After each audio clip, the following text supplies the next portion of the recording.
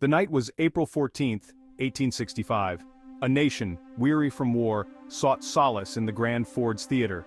President Abraham Lincoln, a symbol of unity and resilience, occupied the presidential box. The air was thick with anticipation, the audience eager for laughter and distraction. But fate, it seemed, had a different script in store. A sharp crack echoed through the theater, forever etching the date into the annals of American history.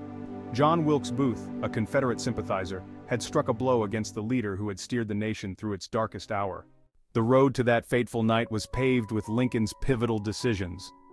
The Emancipation Proclamation, a beacon of hope for enslaved people, had inflamed the South. Lincoln's unwavering commitment to preserving the Union no matter the cost had earned him both admiration and animosity. His wartime leadership, though often criticized, had ultimately led the nation toward the light of reunification.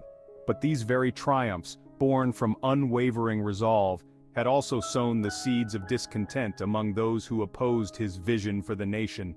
Lincoln's decision to attend the theater that night, a decision made in a rare moment of respite, proved a tragic twist of fate. The weight of leadership, the burden of a nation in turmoil, had taken its toll on the president. Yet, even in his exhaustion, he sought moments of normalcy, moments to connect with the people he served. Meanwhile, in the shadows, John Wilkes Booth's rage festered. An actor of some renown, Booth was consumed by the Confederacy's defeat and Lincoln's role in it.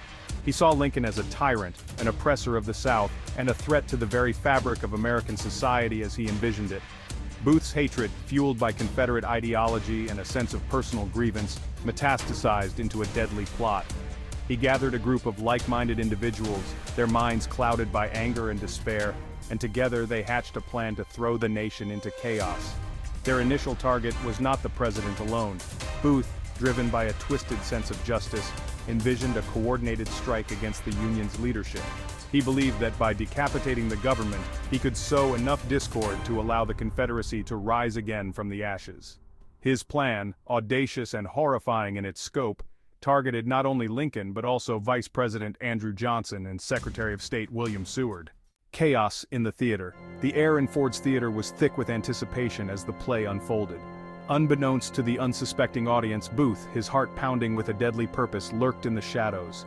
He had meticulously studied the president's movements, familiarizing himself with the layout of the theater and the routines of Lincoln's security detail.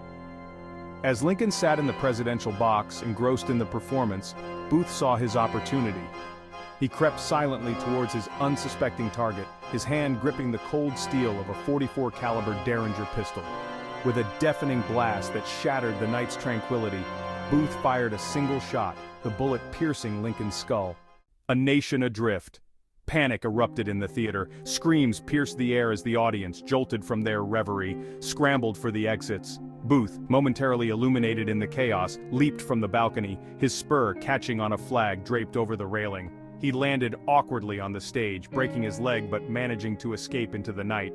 News of the assassination spread like wildfire, plunging the nation into mourning. The man who had guided the nation through the tumultuous years of civil war, the man who had held fast to the promise of unity and freedom, was gone. Lincoln's death was a devastating blow, leaving a void in the national psyche that seemed impossible to fill.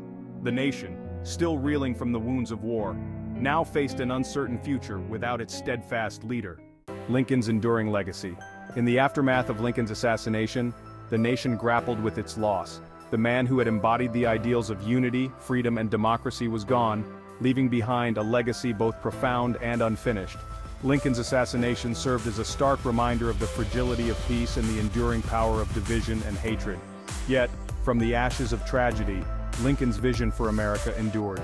His words, etched in stone on the walls of his memorial, continue to inspire generations. His life, cut short by an act of senseless violence, serves as a testament to the power of courage, compassion, and unwavering commitment to the ideals of equality and justice. Lincoln's legacy, forged in the fires of civil war and tested by the ultimate sacrifice, continues to shape the American spirit, reminding us that even in the face of profound darkness, the light of hope and unity can never be extinguished.